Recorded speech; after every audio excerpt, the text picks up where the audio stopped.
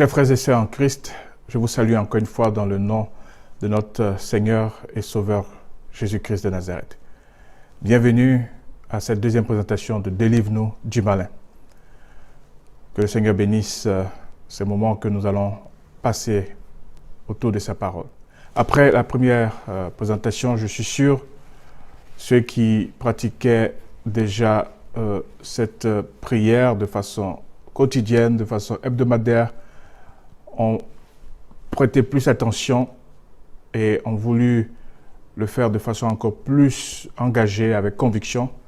Et je suis sûr, ceux qui ne le faisaient pas ont fait l'effort d'au moins répéter cette prière, ne serait-ce qu'une fois, deux fois. Et je vous dis, ce n'est pas facile. Une tradition, une habitude, c'est une seconde nature.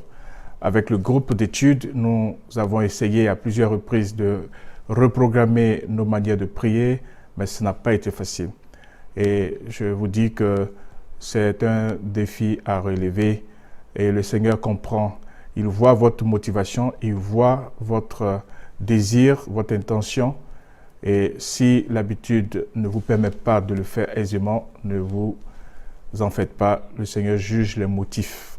Maintenant que vous êtes informés et alors que vous allez user de violence, que le Seigneur bénisse vos efforts au nom de Jésus-Christ. Comme annoncé, pour cette deuxième présentation, nous allons voir un peu en détail les 7 requêtes qui sont mentionnées dans Matthieu chapitre 6. Prions le Seigneur. Père, bénis-nous encore à l'écoute de ta parole et que ton esprit nous guide dans la suite de cette étude et que seul toi sois entendu alors que nous allons étudier en détail ces 7 requêtes que tu as enseignées. Dispose nos cœurs, dispose notre esprit. Au nom de Jésus-Christ, nous te prions. Amen. Quand Jésus a préparé dans le sermon sur la montagne le contexte de cette prière, il a commencé par dire dans Matthieu chapitre 6, le verset 1, « Gardez-vous de pratiquer votre justice devant les hommes. » Matthieu chapitre 6, verset 2, « Lorsque donc tu fais l'aumône, ne sonne pas de la trompette devant toi, comme font les hypocrites dans les synagogues et dans les rues, afin d'être glorifiés par les hommes. Je vous le dis, en vérité, ils reçoivent leur récompense. » Dans Matthieu chapitre 6, verset 5, « Lorsque vous priez, ne soyez pas comme les hypocrites qui aiment à prier debout dans les synagogues et au coin des rues, pour être vus des hommes. Je vous dis, en vérité, ils reçoivent leur récompense. » Le verset 6, Matthieu chapitre 6, « Mais quand tu pries, entre dans ta chambre, ferme ta porte et prie ton Père qui est dans le lieu secret. Et ton Père qui voit dans le secret te le rendra. » Le verset 7.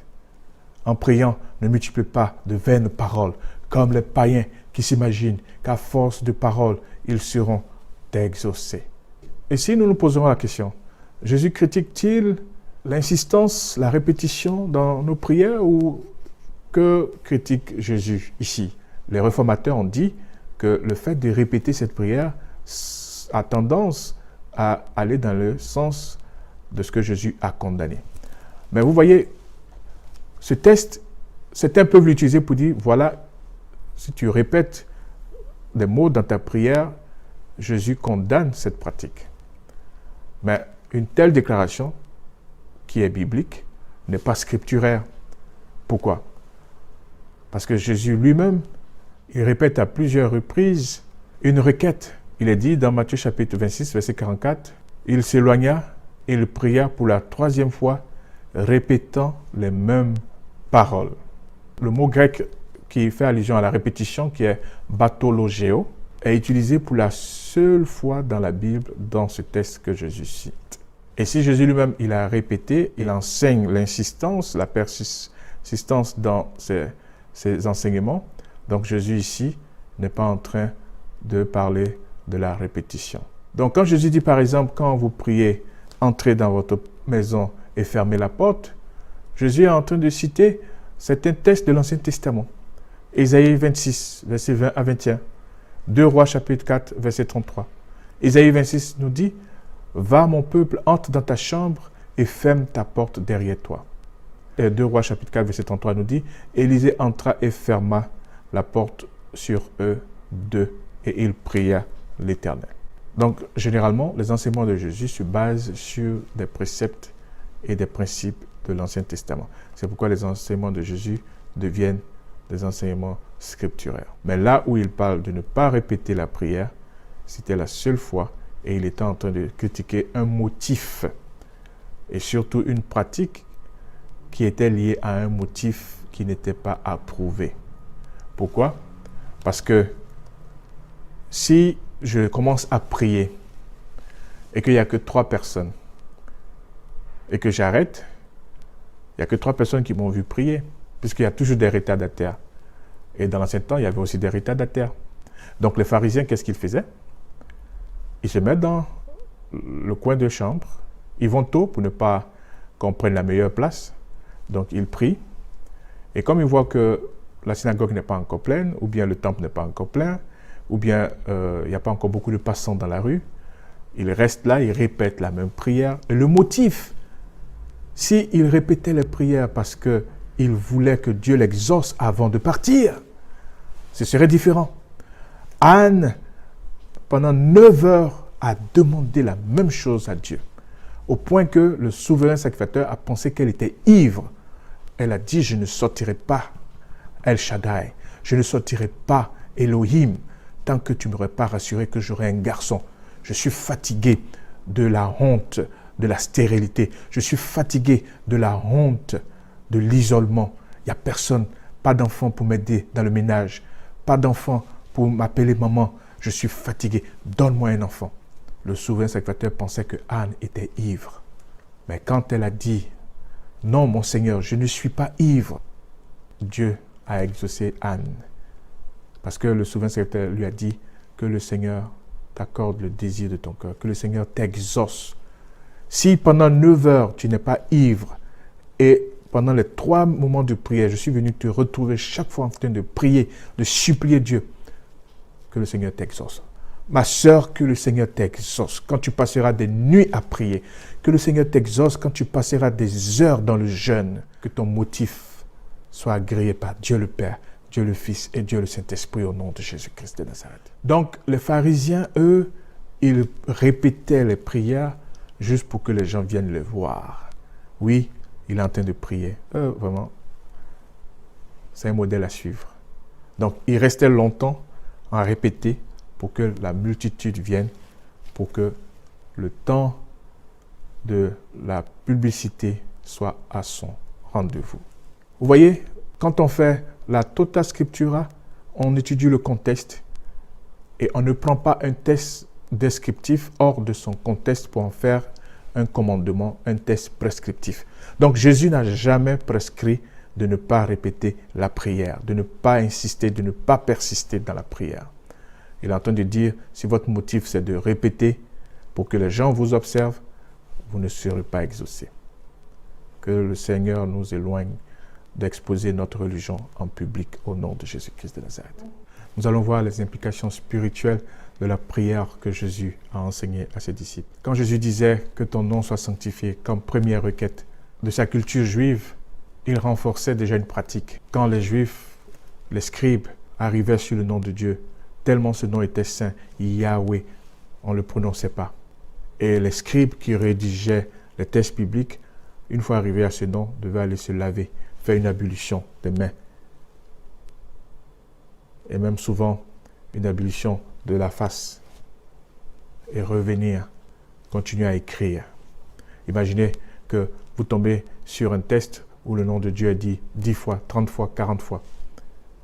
Imaginez le mouvement chaque fois qu'il faut aller faire l'ablution avant de venir continuer à recopier le texte. Donc les Juifs avaient déjà cette notion de sanctifier le nom de Dieu. Et pour nous chrétiens, 2 Timothée chapitre 2, le verset 19 nous dit que néanmoins le solide fondement de Dieu reste debout avec ses paroles qui lui servent de sceau. Le Seigneur connaît ceux qui lui appartiennent et quiconque prononce le nom du Seigneur, qu'il s'éloigne de l'iniquité. Et l'esprit de prophétie nous dit que l'image de Dieu effacée par le péché sera rétablie dans l'humanité et une famille de croyants sanctifiés entrera finalement dans l'héritage des demeures célestes. Alléluia. Une famille de croyants sanctifiés. Que je fasse partie, que tu fasses partie, que nous fassions partie de cette famille de croyants sanctifiés. Que ton règne vienne, que ta volonté soit faite sur la terre comme elle est faite dans le ciel. Frères et sœurs, Jésus prépare le paroxysme de la prière. Vous voyez, il commence avec le nom de Dieu, son règne et sa volonté, et il termine par dire « Ne nous induis pas à la tentation, mais délivre-nous du malin. » Parce que quand le nom de Dieu est prononcé, quand son règne vient et quand sa volonté est faite, Satan est mis à l'échec. Satan, qui est responsable de tous les maux, le péché a engendré la maladie, la souffrance. Oh, en présence de l'univers, témoin de cette scène, il montra que c'est un moindre mal de souffrir, quoi qu'il advienne, plutôt que de s'écarter si peu que soit de la volonté de Dieu. Jésus-Christ, 94. Donc, Jésus, il dit, le règne de Dieu, c'est sa volonté souveraine. Et quand les anges n'ont pas pu racheter l'humanité, quand les êtres qui n'ont pas péché n'ont pas pu racheter l'humanité, seul Jésus, Dieu incarné, Fils à l'image du Père, a accepté de donner sa vie en rançon. Que son règne vienne, pour que nous qui serons sauvés, nous allions remplacer les anges qui ont perdu leur gloire. Un tiers des anges de Dieu a perdu sa gloire. Et nous ferons 1000 ans au ciel pour montrer à Satan que là où il a échoué, des êtres inférieurs ont réussi au nom de Jésus-Christ de Nazareth. C'est ça le règne de Dieu. C'est ça la volonté de Dieu. Mais elle se fera dans l'équité parce que Dieu est juste. C'est pourquoi Jésus n'a pas utilisé son pouvoir pour échapper à la mort. Dieu a dû se retirer de lui à 100% pour que son corps humain à 100% meure. Quand Dieu se retirera de vous aussi, ne pensez pas que c'est parce que votre prière est mal faite. Non. Quand Jésus demandait à 3 reprises que cette coupe s'éloigne de moi, ce n'est pas que sa prière était mal faite. C'était la volonté souveraine de Dieu qu'il meure. Et quand sa faiblesse a commencé à prendre le dessus, il a voulu, en tant qu'humain, prendre un raccourci. Et très souvent, nous serons tentés de prendre des raccourcis. Mais il a dit, non pas ma volonté, mais celle de mon Père. Que le plan du salut a été accompli. Que le plan de Dieu s'accomplisse dans ta vie au nom de Jésus-Christ de Nazareth. Frères et sœurs, quand Jésus enseignait, donne-nous aujourd'hui notre pain quotidien.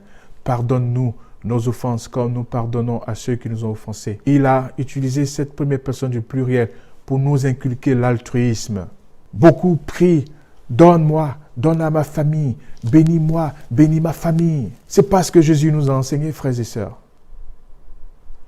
Donne-nous, bénis-nous, protège-nous. Ce n'est pas seulement nous et notre famille, c'est nous les créatures à l'image de Dieu. C'est ça la prière qui a beaucoup de secrets que nous devons comprendre.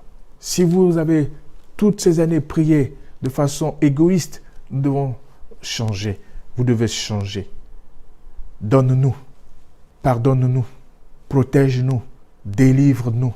Les exigences de la vie naturelles sont bonnes et voulues de Dieu, mais pas comme une priorité. Vous voyez, même dans la requête, il nous enseigne l'altruisme. Il nous enseigne le souci du prochain. Oh, que Dieu permette que cette prière prenne forme et vie dans nos expériences, dans nos pratiques, au nom de Jésus-Christ de Nazareth. Le pardon des péchés est la seule demande digne de l'enfant de Dieu en face de ses persécuteurs. Très peu de chrétiens prient pour les communautés religieuses qui persécutent les chrétiens. On prie seulement pour que Dieu protège les chrétiens qui sont dans ces pays. Mais nous ne prions pas pour que Dieu se révèle à ses enfants, que Dieu nous aide. Dans Matthieu chapitre 5, verset 44, Jésus nous apprend à prier pour nos ennemis. Et je vous dis que Dieu a pardonné à Satan. Il avait un temps de grâce, il a abusé de ce temps de grâce. Que nous n'abusons pas de notre temps de grâce au nom de Jésus-Christ. Prions pour nos ennemis. Et comme la Bible nous l'enseigne, dans Éphésiens chapitre 6, nous n'avons même pas d'ennemis parce que nous n'avons pas à lutter contre la chair et le sang. Donc, toute personne en chair et en sang ne peut pas être notre adversaire. Ce sont des gens qui ne savent pas ce qu'ils font s'ils nous ont fait du mal. C'était la prière de Jésus. Père, pardonne-leur sur la croix, car ils ne savent pas ce qu'ils font. Donc, quand on vous montre la sorcière de votre village ou le sorcier de votre village, c'est la chair et le sang. Vous n'avez pas affaire au grand-père, à la grand-mère, à l'oncle qui sont des sorciers. Non, vous avez affaire à l'esprit qui est derrière leur sorcellerie. Vous avez affaire aux démons qui sont derrière leur envoûtement. Mais eux, vous devez prier pour qu'ils se répandent avant qu'il ne soit trop tard. Nous devons prier pour que ces gens puissent se repentir avant qu'il ne soit trop tard.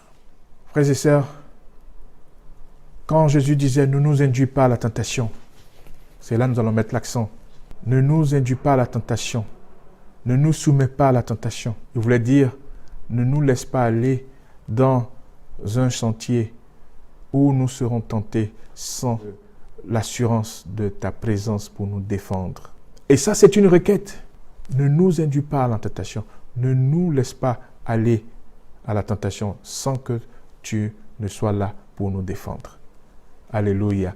Quand Dieu a permis à Job d'être tenté par Satan, c'est parce que Dieu savait que Job allait toujours demander son secours. Que Dieu puisse compter sur nous au nom de Jésus-Christ. Les Écritures indiquent clairement que Dieu teste et prouve ses enfants. Dans Genèse chapitre 22, verset 1, Abraham doit sacrifier son fils. Dans Exode chapitre 20, verset 20, Moïse dit au peuple, « Ne vous effrayez pas, car c'est pour vous mettre à l'épreuve que Dieu est venu. Et c'est pour que vous ayez sa crainte devant les yeux, afin que vous ne péchiez point. » Donc Dieu peut vous éprouver. Dieu peut vous tester. Et le mot grec qui est utilisé par tentation, peirasmos, a la notion de discipline, d'adversité. Dans Actes chapitre 20, verset 19, Jacques chapitre 1, verset 2, 1 Pierre chapitre 4, verset 12, cette notion de test et d'épreuve est clairement donnée. Mais Jésus dit de prier pour que chaque fois qu'il nous induira à la tentation, il nous conduira à la tentation, qu'il ne nous laisse pas sans défense. Alors, qu'est-ce que cela veut dire? Quand l'Esprit descend sur Jésus après son baptême, dans Matthieu chapitre 4, l'Esprit le conduit dans le désert pour être tenté. Mais l'Esprit est d'abord avec Jésus et le conduit dans le désert pour être tenté. C'est pourquoi Jacques dit que personne, lorsqu'il est tenté, ne dise « c'est Dieu qui me tente », car Dieu ne peut être tenté par le mal et il ne tente lui-même personne. Donc, Jésus est conduit dans le désert par l'Esprit, mais c'est Satan lui-même qui vient le tenter. Mais Jésus va dans le désert avec l'Esprit. Et c'est ce qu'il enseigne. Ne nous induis pas à la tentation sans que tu sois là avec nous.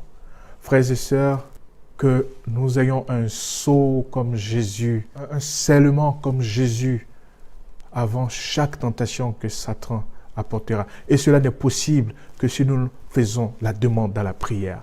Ne nous induis pas à la tentation, mais délivre-nous du malin.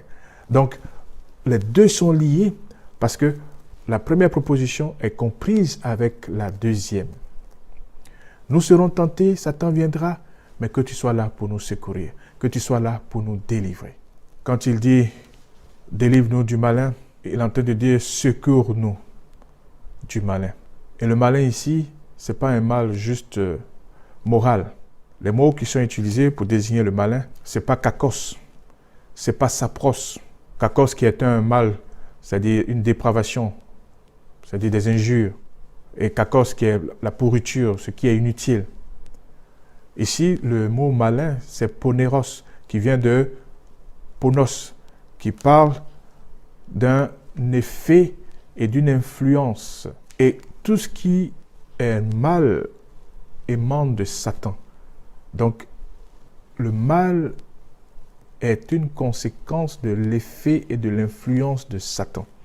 C'est pourquoi Jésus dit « délivre-nous du malin poneros », c'est-à-dire de tout ce qui est conséquence, séquelles. Et ça peut être même lié à des liens ancestraux. Nous reviendrons sur cela. Pourquoi? Parce que c'est une influence qui caractérise une force et une efficacité. Et Satan, avec son expérience, a cette possibilité d'influencer sur plusieurs générations. C'est pourquoi Jésus parle de ponos, de poneros. Délivre-nous de ce malin, cette personne qui a une influence forte. Moi, je peux transmettre des gènes héréditaires à mes enfants de façon médicale qui peut les affecter. Mais Satan, lui, il peut créer une addiction sur plusieurs générations. Où dans cette famille, on meurt ivre et alcoolique. Ou dans cette famille, on est prostitué de génération en génération. Ou dans cette famille, on est pauvre. Ou dans cette famille, on a un mal qui se perpétue. Un sort qui est perpétré. Il n'y a que Satan qui a la force et l'efficacité de créer ce genre de séquelles. Avant que je ne sois allé dans ce ministère, après mes études au lycée, Dieu m'a permis de passer 3 mois avec un pharmacien biologiste. À l'époque, je ne comprenais pas pourquoi j'ai passé 3 mois à l'Institut Pasteur avec un pharmacien biologiste. Mais j'ai compris cela quand Dieu m'a appelé au ministère de la délivrance. Quand j'ai compris avec ce pharmacien qui faisait un CS en microbiologie, en hématologie, en pathologie, quand j'ai compris comment certains virus, certaines bactéries agissent qu'on ne voit pas à l'œil nu, et quand j'ai étudié le monde des esprits, j'ai dit, oh, gloire à Dieu pour cette connaissance qui a augmenté. Il y a une symétrie entre le monde invisible microscopique et le monde invisible des mauvais esprits. Si vous prenez un antibiotique pour traiter un virus, vous perdez votre temps. Si vous prenez une prière antibiotique pour traiter un virus, vous perdez votre temps. Il vous faut une prière antivirale pour traiter un virus. Il vous faut une prière antibiotique pour traiter une bactérie. Et je vous dis, quand Jésus a enseigné cette prière, il avait conscience de toute cette réalité. Délivre-nous du malin, de la personne de Satan qui a à son service des dominations, des principautés, des princes du monde des ténèbres, des esprits méchants dans les lieux célestes, qui a à son service, d'après Matthieu chapitre 12, des esprits qui ont une malignité, c'est-à-dire qui ont des degrés de méchanceté jusqu'à 8 niveaux. Que Dieu nous aide à comprendre cette prière. Oh, frères et sœurs, quand Jésus a enseigné « Délivre-nous du malin », il voulait que nous comprenions que Satan peut créer des ouvertures pour lesquelles nous devons prier pour en être délivrés. Que Satan peut exploiter nos défauts de la chair pour lesquels nous devons prier pour en être délivrés. Des passions, des addictions à la drogue, à la pornographie, à la masturbation. Satan va exploiter chaque faiblesse de caractère. C'est pourquoi nous devons prier quotidiennement d'en être délivrés de son influence dans nos faiblesses charnelles au nom de Jésus-Christ de Nazareth. Et quand il dit « délivre-nous du malin », il dit « délivre-nous de la maladie que Satan peut causer, délivre-nous de la maladie qu'un démon peut causer, délivre-nous de la maladie que mon intempérance, mes faiblesses peuvent causer, mais qui sont accélérées, influencées par les mauvais esprits. » Parce que Satan est à la base de tout. Personne n'est tombé si bas, personne n'est si corrompu qu'il n'ait la possibilité de trouver en Christ la délivrance. Le démoniaque ne put crier que les paroles de Satan en guise de prière. Cependant, Jésus entendit ce cri du cœur inexprimé. Aucun appel poussé par une âme en peine, même s'il n'est pas traduit en paroles, ne sera négligé. Ceux qui consentent à faire alliance avec Dieu ne seront pas abandonnés à la puissance satanique ou aux faiblesses de leur nature. Les Écritures enseignent que le but ultime de Dieu dans l'histoire est de sauver les hommes de la malédiction du péché, de la mort et de la damnation éternelle. L'Ancien Testament décrit Dieu comme délivrant son peuple élu de l'esclavage égyptien, de la captivité babylonienne et de l'oppression exercée par les diverses tribus palestiniennes. Othniel a délivré Israël de la subjugation à Kusham, Rishamam, roi de Mésopotamie. Juge chapitre 3, versets 8 à 10. Juge chapitre 18, versets 27 à 29 déclare qu'il n'y a pas de libérateur pour protéger l'Aïs de la conquête de la tribu de Dan. Éhud a délivré Israël d'Églon, roi de Moab. Juge chapitre 3, le verset 15 à 30. D'autres textes de l'Ancien Testament parlant de libération se réfèrent à Dieu lui-même en tant que libérateur personnel de son peuple. 2 Samuel chapitre 22, verset 2, Psaume 18, verset 2, Psaume 40, verset 17, Psaume 70, verset 5, Psaume 144, verset 2. Pour les chrétiens, cette délivrance préfigure la venue de Jésus-Christ comme libérateur suprême. Dans le Nouveau Testament, Jésus cite un passage messianique dans Ésaïe 61, versets 1 à 2, décrivant sa propre mission de proclamer la délivrance des captifs dans Luc chapitre 4, verset 18. Dans Actes chapitre 7, verset 35, Moïse est appelé un libérateur d'Israël. Dans Romains chapitre 11, verset 27, l'apôtre Paul a utilisé le terme rédempteur pour paraphraser Ésaïe 59 à 20. Le libérateur viendra de Sion, en faisant référence à Jésus-Christ. La Bible parle de délivrance depuis le Pentateuque jusqu'à l'Apocalypse. L'Évangile, la bonne nouvelle de la Bible, c'est une nouvelle de délivrance. C'est pourquoi Jésus termine la prière qu'il enseigne à ses disciples par « Délivre-nous du malin ». Dans Luc 4, chapitre 18, le Seigneur dit « L'Esprit du Seigneur est sur moi parce qu'il m'a oint pour annoncer une bonne nouvelle aux pauvres. Il m'a envoyé pour guérir ceux qui ont le cœur brisé, pour proclamer aux captifs la délivrance et aux aveugles le recouvrement de la vue, pour renvoyer libres les opprimés, pour publier une année de grâce du Seigneur. » Oh frères et sœurs, c'est ça la délivrance dont il est question dans la prière de Jésus. Jésus n'a pas donc inventé cette notion de délivrance. Il n'a fait que résumer toute la Bible dans cette prière. Nous commençons notre point d'application et nous commençons par des questions. Votre Église a-t-elle laissé le message essentiel de la Bible qui est la délivrance? La tradition ecclésiale est très forte. Mais Jésus dit dans Matthieu chapitre 15, « Pourquoi transgressez-vous le commandement de Dieu au profit de votre tradition ?»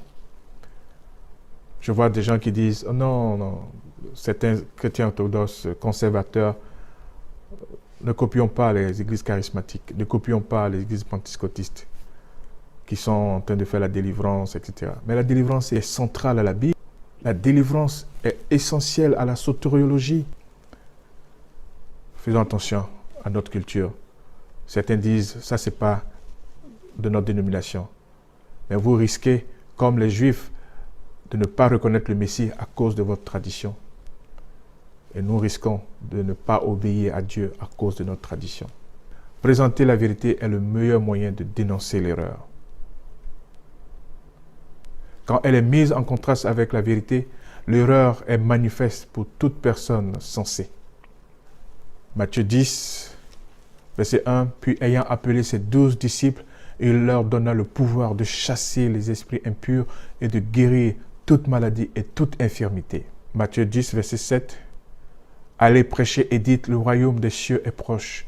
Guérissez les malades, ressuscitez les morts, purifiez les lépreux, chassez les démons. Vous avez reçu gratuitement, donnez gratuitement. » J'ai dit que dans cette étude, qui sera christocentrique, nous mettrons l'accent sur ce que Jésus a donné comme précepte. Si nous sommes des disciples de Christ, nous devons comprendre que le premier pouvoir que Jésus donne à ses disciples, c'est de délivrer des mauvais esprits. C'est pourquoi il a enseigné dans sa prière, « Délivre-nous du malin ». Dans Luc chapitre 17, le verset 7, les 70 revinrent avec joie, disant, « Seigneur, les démons même nous sont soumis en ton nom. » Jésus leur dit, « Je voyais Satan tomber du ciel comme un éclair. Voici, je vous ai donné le pouvoir de marcher sur les serpents et les scorpions et sur toute la puissance de l'ennemi, et rien ne pourra vous nuire. » Alléluia. Jésus nous donne le pouvoir de marcher sur les esprits de serpents, les esprits de scorpions. Dans d'autres études, nous comprendrons le serpent. Pourquoi Jésus cite les esprits de serpents? Parce que les serpents s'approchent de façon subtile. Avec l'odorat, ils sentent nos émotions. Jésus utilise un reptile et un insecte en tant que créateur en connaissance de cause. Que ces esprits de scorpions soient vaincus dans nos vies au nom de Jésus-Christ de Nazareth. Que ces esprits de serpents qui peuvent s'enrouler, sentir le battement du cœur et par contraction broyer sa proie. Ça, c'est les gros serpents. Mais les serpents qui sont par exemple nocturnes, comme les vipéridés, ils peuvent voir dans le noir. Ils peuvent sentir leur proie à des kilomètres. Quand leur langue sort, c'est des captations d'hormones. Ils peuvent savoir quand vous êtes dans la joie, quand vous êtes en colère. Ils peuvent savoir quand vous êtes inquiet, quand vous les avez vus ou quand vous ne les avez pas vus. Et ces esprits guettent nos vies. Que le Seigneur nous donne la victoire contre ces esprits au nom de Jésus-Christ. Ces esprits qui regardent dans nos mariages, qui regardent dans nos finances. Quand le Seigneur disait « Délivre-nous du malin », il savait de quoi il parlait. Quand il disait « Je vous donne le pouvoir de marcher sur les serpents et les scorpions », il savait de quoi il parlait. C'est lui qui a créé le serpent, c'est lui qui a créé le scorpion. C'est pourquoi Satan a utilisé le serpent. Que le Seigneur nous permette de comprendre sa parole. Quand il dit « Ne vous réjouissez pas de ce que les esprits vous sont soumis, mais réjouissez-vous de ce que vos noms sont écrits dans les cieux », Jésus sait que là où il n'y a plus de conflit, où il n'y a plus de combat, où Satan a été chassé, où l'atmosphère est délivrée de son influence, c'est le ciel. Donc quand il disait « Ne vous réjouissez pas parce qu'aujourd'hui les esprits vous sont soumis, mais demain ils vous seront insoumis ». Mais au ciel, il n'y a plus cette insoumission. Il n'y a plus de rébellion au ciel. Satan vous sera encore rebelle sur la terre. Il pensait à Matthieu chapitre 17, où les disciples n'ont pas pu guérir cet enfant. Matthieu chapitre 17, verset 15. « Seigneur, aie pitié de mon fils, qui est lunatique et qui souffre cruellement. Il tombe souvent dans le feu et souvent dans l'eau. Je l'ai amené à tes disciples et ils n'ont pas pu le guérir. » Donc Jésus disait, ne soyez pas heureux parce que pour aujourd'hui, vous avez la victoire. Demain, ça sera difficile. Mais dans le ciel, parce que vos noms sont écrits là où Satan ne peut plus influencer, vos noms sont en sécurité dans le ciel. Alléluia. C'est ce que Jésus voulait dire. Frères et sœurs, quand l'archange Michael a été envoyé dans Jude chapitre 1, le verset 9, pour prendre le corps de Moïse, Satan en personne a contesté l'archange Michael. Il a disputé le corps de Moïse. Frères et sœurs, si Satan a disputé l'archange Michael, alors qu'il avait été déjà vaincu par Michael au ciel, mais parce que sur la terre, Michael est venu chercher le corps de Moïse, il a discuté le corps de Moïse. Il a discuté l'ordre de mission de l'archange Michael qu'il avait de Dieu. Il a discuté l'ordre de mission. Il a dit, tu es venu prendre Moïse? Moïse? Mais attends, ce monsieur était tribaliste. Ce monsieur, il était népotiste. Ce monsieur était colérique, meurtrier. Alors, il m'appartient. Il a été mon disciple. Tu ne peux pas venir prendre le corps de Moïse. Moïse m'appartient. L'archange Michael a écouté Satan, qui résistait à sa mission. Qui sommes-nous quand nous serons résistés dans notre mission sur la terre? Si l'archange Michael a été résisté, si Jésus a été résisté au ciel, si Dieu a été résisté, qui sommes-nous?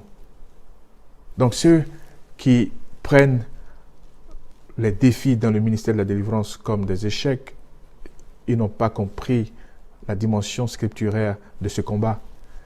Ils n'ont pas compris l'évangile qui est au centre de cette lutte contre Satan, qui n'a rien perdu pour le moment.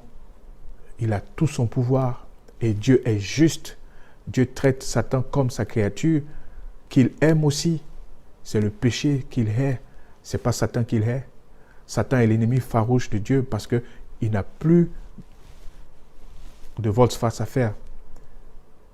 Mais Dieu,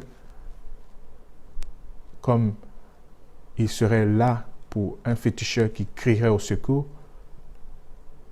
Dieu est là partout où Satan va parce qu'il ne peut pas laisser ses créatures à la merci de Satan. Il est partout où Satan est. Donc même quand Satan est dans un corps et que ce corps invite le Saint-Esprit y va jusqu'à ce que la loi soit comprise. Et quand j'ai compris cela dans le monde microscopique, dans le monde bactérien, oh, j'ai dit Seigneur, merci d'avoir permis dans ma jeunesse de comprendre cela. Et pendant mes études pastorales, j'ai fait un diplôme en santé qui m'a permis encore de mieux comprendre le ministère dans lequel Dieu m'a appelé. Donc Satan discute le corps de Moïse. Il dit, voilà quelqu'un qui à l'Exode était président. Le vice-président était son frère Aaron. Le secrétaire de l'Exode était son frère Aaron. Trésorier de l'Exode, sa sœur Myriam. Un népotiste, colérique, qui a cassé les 10 tables de la loi, écrit du doigt de Dieu. Moi, je n'ai pas fait ça. Qui a frappé le rocher avec colère, alors que Dieu lui avait dit seulement ordonne. Je ne donne pas le corps de Moïse. Je ne donne pas le corps de Moïse. Satan a dit, je ne lâche pas le corps de Moïse. Satan dira, je ne lâche pas la vie de telle fille. Ses parents m'ont fait allégeance. Mais alléluia, alléluia, l'archange était en mission commandée par El Shaddai. Alléluia. Quand vous serez des porte-paroles de El Shaddai, Satan lâchera la prise au nom de Jésus-Christ de Nazareth. L'archange Michael lui a dit, Satan, tu sais qui m'a envoyé?